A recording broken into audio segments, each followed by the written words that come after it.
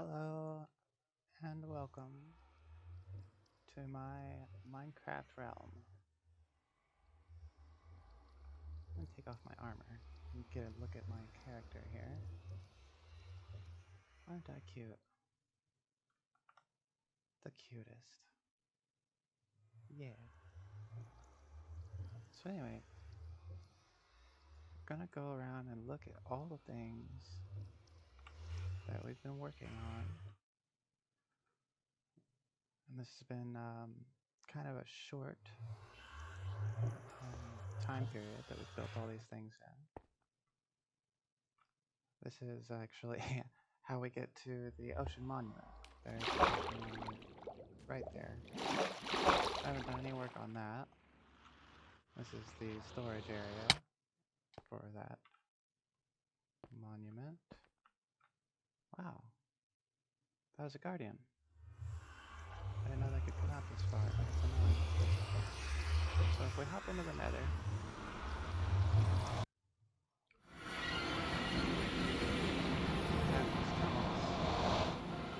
we built these tunnels so that we could travel through the Nether without being attacked. Because, of course, the Nether is very much more dangerous than it used to be. And we didn't want to build these tunnels on top of the Nether because it's actually more work. We potentially would have to break a lot more bedrock. This is to the fortress that we found on accident while making this tunnel.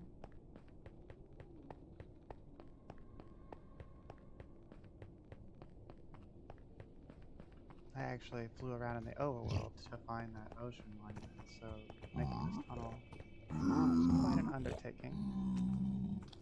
I do have a witch farm.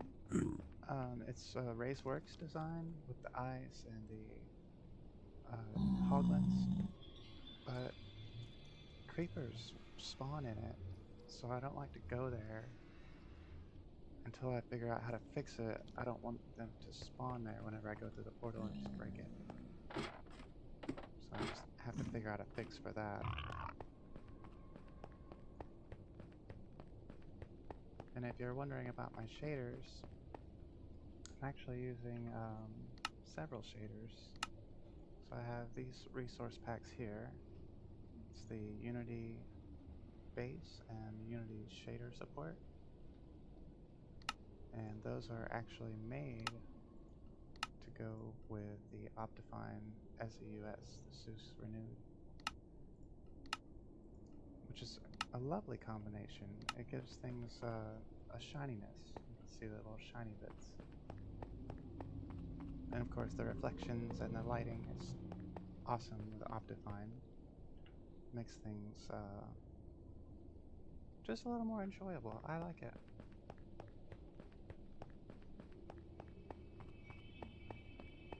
So first, I think we'll go to the industrial district after.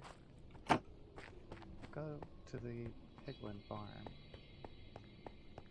Or I guess the zombified piglin farm.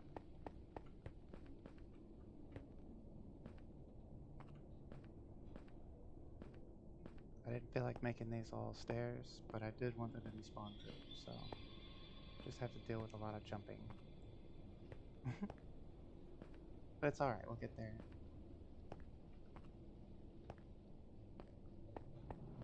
And here's the ladder. I only have one thing on the nether roof, as a matter of fact, and it is the zombified piglin farm.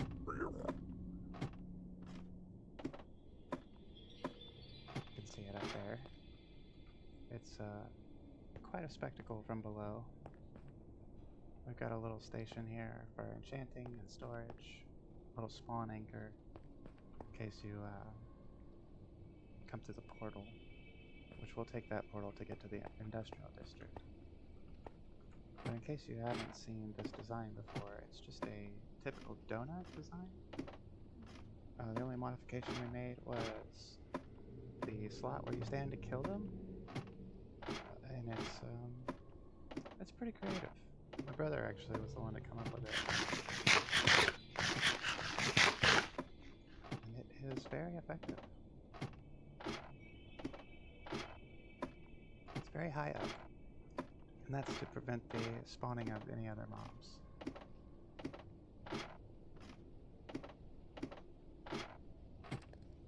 We have a lot of storage underneath because this thing actually cranks out drops like you wouldn't believe.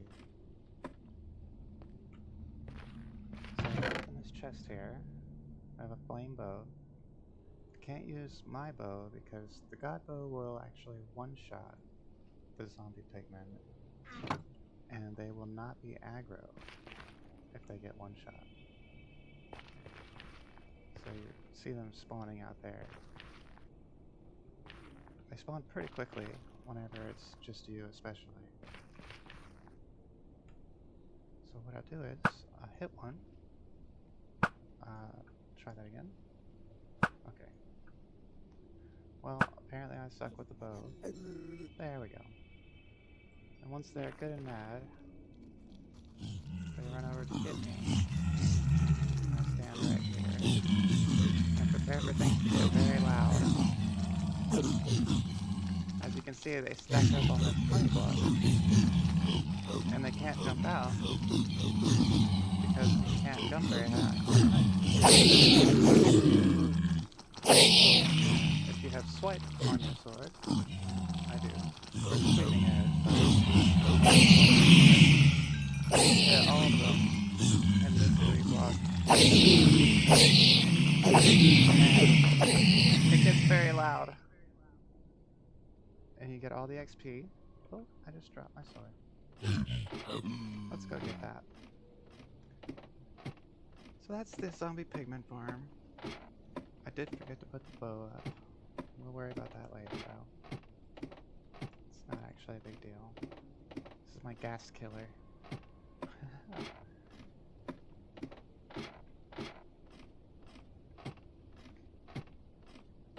But yeah, we made this initially for an XP farm, but it's not very fast.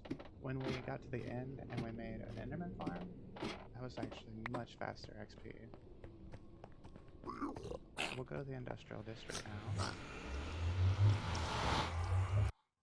For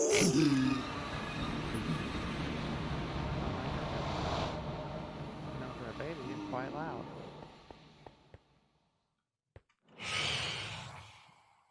Well, that's not good. That's less than ideal.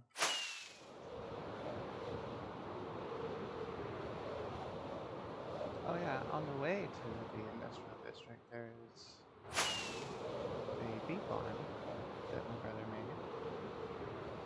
Because when 115 dropped, I can't remember, when the bees came out, we decided that we wanted to take advantage of that. And they produce pretty quickly, actually, in this setup with so many flowers.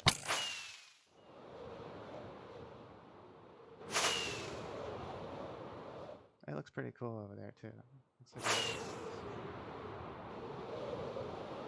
this was where we initially started. As you can see, there's quite a bit of flip span. When we first arrived at this island,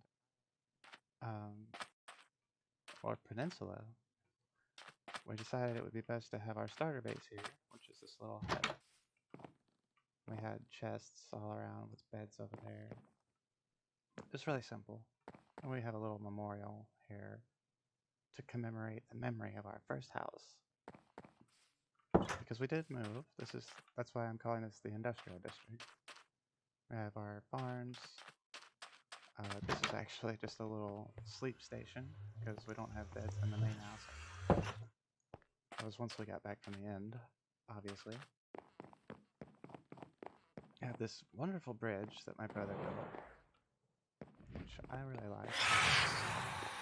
Now I may as well go ahead and sleep. These pestering tantrums are not going to leave me alone.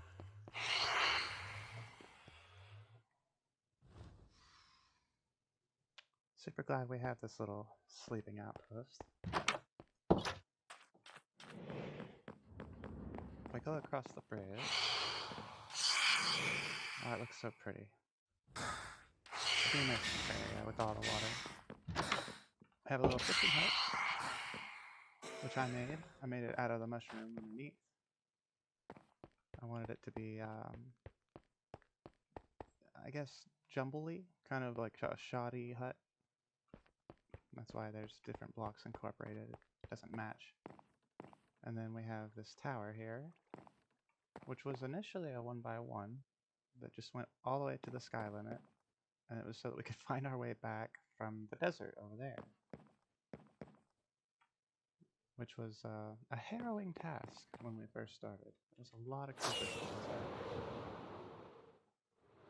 And this square with all the glass is actually a sugarcane farm, if I can land on it. And as you can see, we've got hoppers set up in front of them. It's a pretty simple setup with observers. And all the pistons are actually attached to one another. So as soon as one of these grows, it'll knock off the top of all of them. So it's actually pretty efficient. It stacks up really fast, especially if you hang out in this area for a while.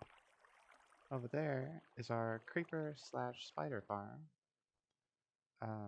We initially designed it to be a creeper farm, but we didn't want to go through the trouble of spider proofing it, so it also gets spider cells. Go down here in the water. We have this little hopper minecart set up, which is a little loud. And then in here we have all of our storage. As you can see, it has been kicked up. I mean, it's very effective. As a matter of fact, this thing's going to be ending pretty soon. Start transferring stuff, which is quite a task, but we'll save that for later.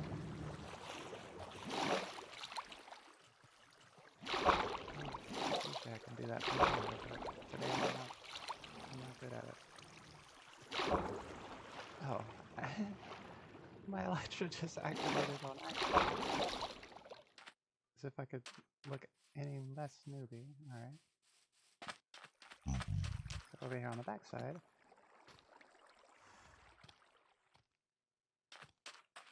we have a little stable, shadow mirror, and unnamed horse number 1.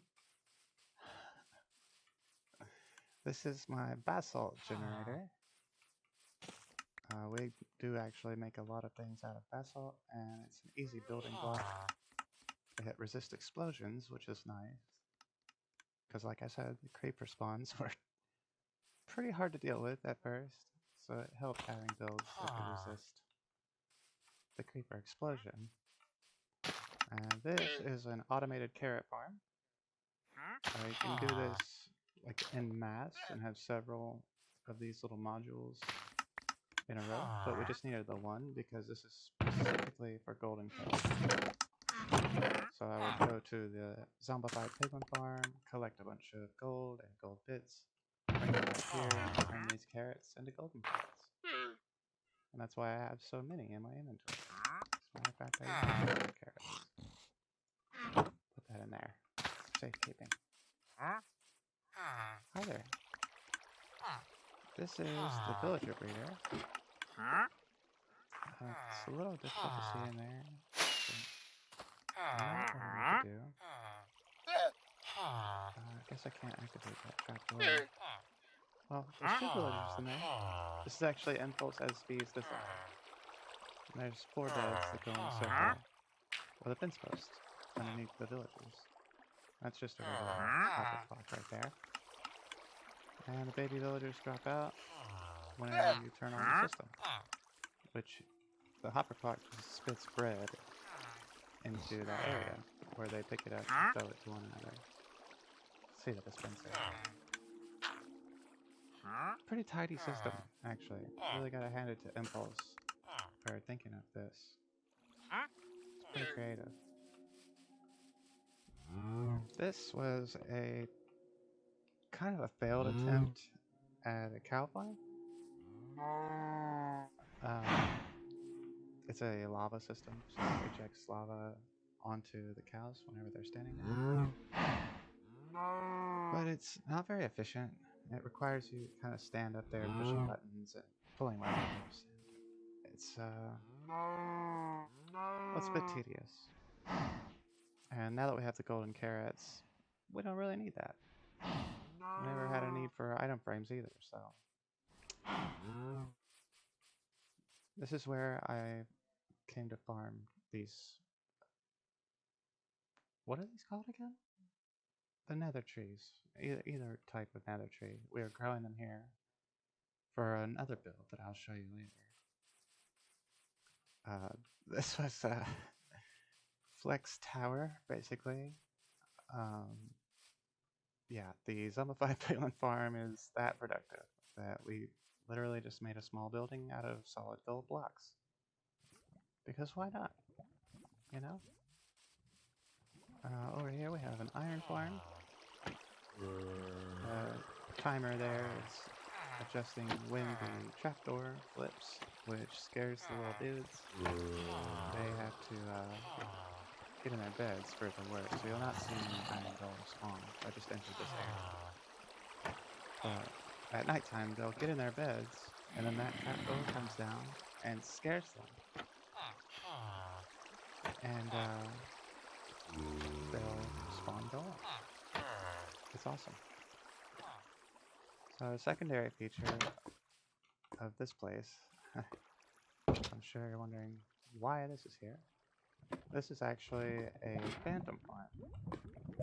Got these signs here holding lava up. And if you AFK right here, then eventually phantoms will dive at you, hit the lava, not be able to get out, and they will die. And their drops will fall past the lava into these hoppers. And the only thing they drop is Phantom Ember, which we use to repair Elytra, make slow falling potions. Very useful stuff.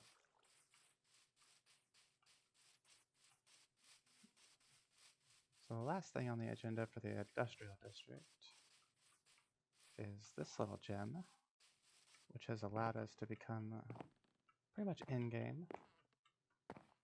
So we have villagers up here. A little villager trading hall. I could get up here. See, we have old clerics, and they have enchantments. Very useful. Definitely recommend doing this. It is a pain. It was very tedious getting these guys up. They don't want to be there, and they will let you know it. Okay, I think that's it for the industrial district. Yep, gone through everything. Only thing we didn't show was where the villagers end up after they spawn, but it is a little loud over there with all their humming and hawing. I have a little area right here. And that's where we have our little Minecraft system. We can pull them out from where we need them to go. And the original villagers came across on that slope, which leads to a village. It's very far away. It took me about 3 hours to set up. Maybe more. I'm not sure. I think it might have been more. And it's quite high up because the village is actually a mountain village. Pretty far. Now, we're basically the main stage of this tour. Hopefully I'm going the right way. I have not flown here in a long time. I'm beginning to worry.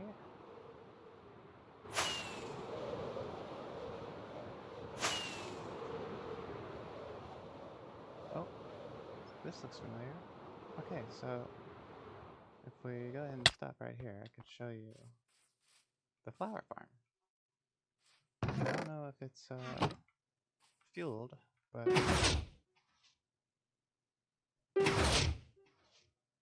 well, I've never had that happen.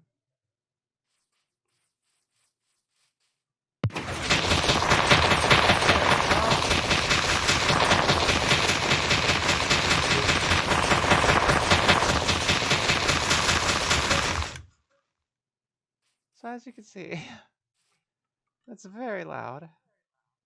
And it, yeah, spawns a lot of flowers, which I don't feel like picking up. Sorry, flowers. So now we're going to go over here.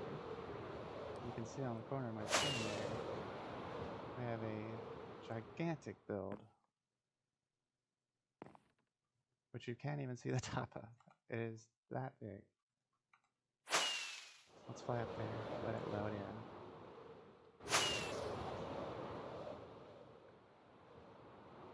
There we go. It's essentially a huge skyscraper. I did the designing and building of the top layer, which I'm really proud of. I like it a lot. The inside was designed around the view looking up. I really like it. It's mesmerizing. And then down below, we have another area. Let me just beat myself up all the way down here. So originally this was my brother's idea,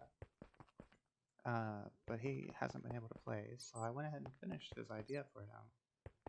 I put a little trim around the ice, and I really like it. He had a great idea. It almost feels like I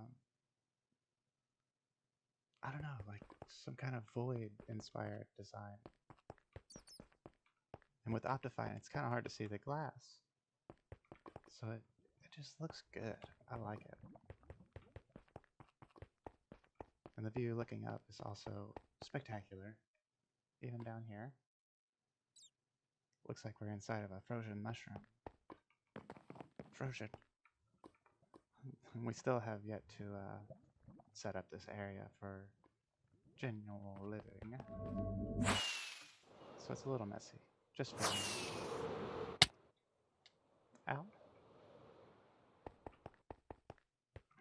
And another thing that I went ahead and added is this space up here, which is a secret space. Just a little place to come and hang out, or store resources that you don't want someone to stumble upon. Which, you know, it's not exactly a secret place. I'm sure most people's first instinct would be to fly all the way up here. Or fly in through the top, even. Which, apparently can't fly out of the top. I might want to fix that, actually. We'll worry about that later. Yeah, I really like the design on the inside. It feels huge.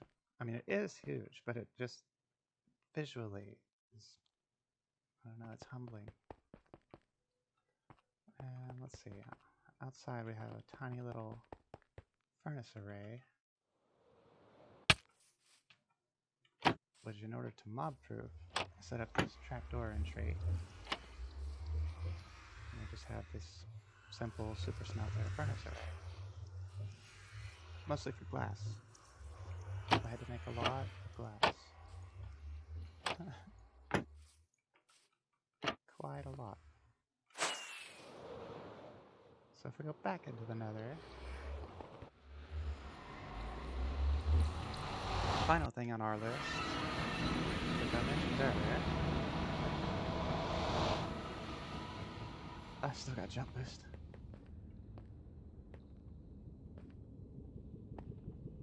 As if not having stairs wasn't bad enough. I try this every time, it doesn't work. Just end up pinballing around. I can't even get the rockets to activate.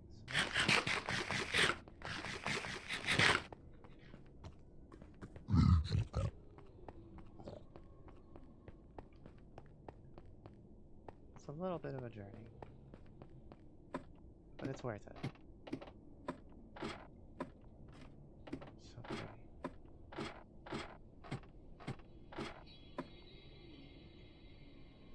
So I'm sure you can see what that says.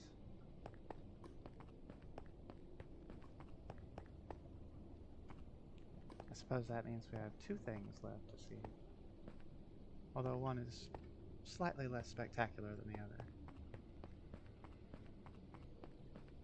Just slightly.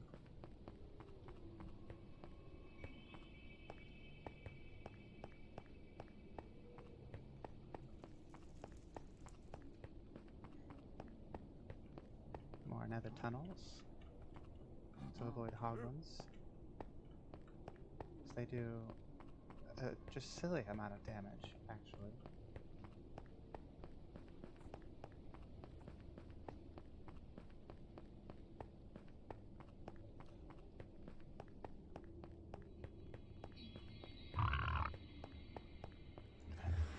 Start going right there. So it's a good thing we have the power.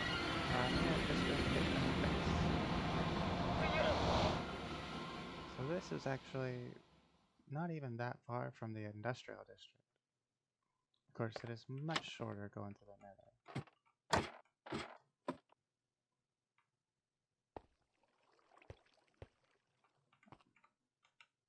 I can never just fall straight down.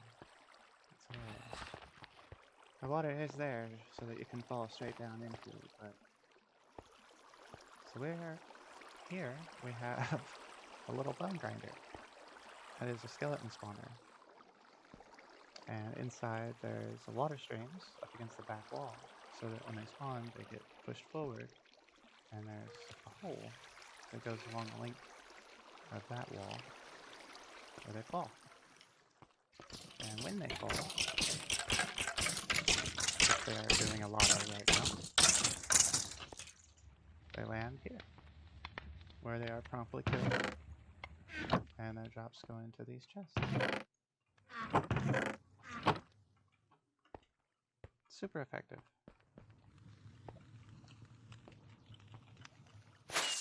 And it's not exactly, it's not exactly set up for efficiency so much as just usefulness, because this isn't a place that we load very often, so I'll AFK right here pushing this button.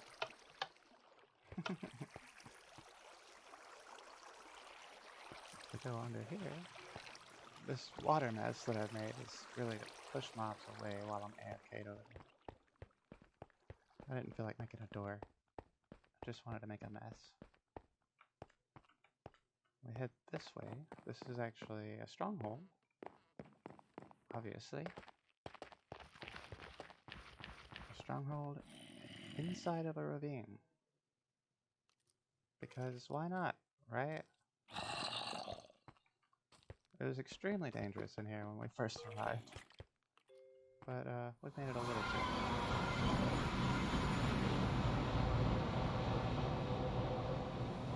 Head on up here, we'll be in the end.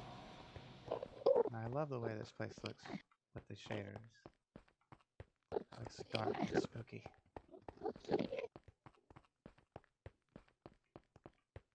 You can see we have this leaf bridge. That is, of course, to keep Endermen from spawning on it. That can be quite inconvenient when an Enderman spawns on your build and takes one of your blocks. Especially if that block is important. It's very annoying. Similarly to the piglin farm, this is very far away from the landmass, just to maximize the amount of spawns that we get over here. A rather silly amount.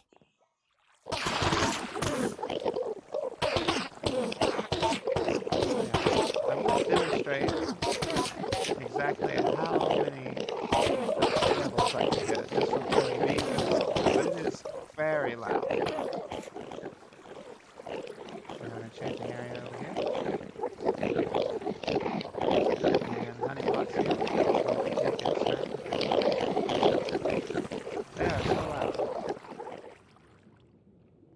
And the way this is set up is a simple spawning platform.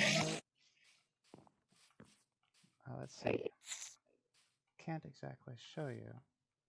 But there's an enderman. And he's in a minecart. Surrounded by endstone. and the Endermen spawn. They see the Endermite, which they hate, and they run into a hole because they get so blind with rage that they don't care where they go. And since it's all leaves, they can't teleport on the way down. And so they land, and they take a lot of damage to where they're just one hit. And if, like I mentioned before, you have Sweeping Edge, you can kill a lot of Endermen with one hit. It's very satisfying.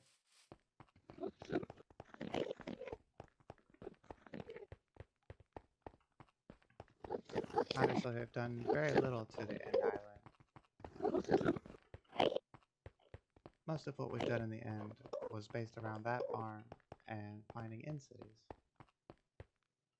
We do also have a little place to cheese the wither, which I want to show just in case anyone doesn't know. I'm sure everyone knows how to do this. You line up these blocks with that cylinder coming up out of the middle of the portal area, and then you place your soul sand, and when the wither spawns, he'll be stuck. His head will be stuck in that bedrock. And since he can't break bedrock, or obsidian for that matter, he's completely screwed. Just kill him. What is this? Oh, I put some soul sand there, just for convenience. And here we are, back in our little Tripper outpost in the industrial area. I hope you enjoyed this little tour. Maybe I'll do some more like this, or even a Minecraft Let's Play, something like that. I don't know, you leave a comment and tell me what you want. But for now, I think that's all. I'm going to go ahead and cut this stream short. I'm not feeling too well, so I thought I would do this tour because I knew it wouldn't be a long one.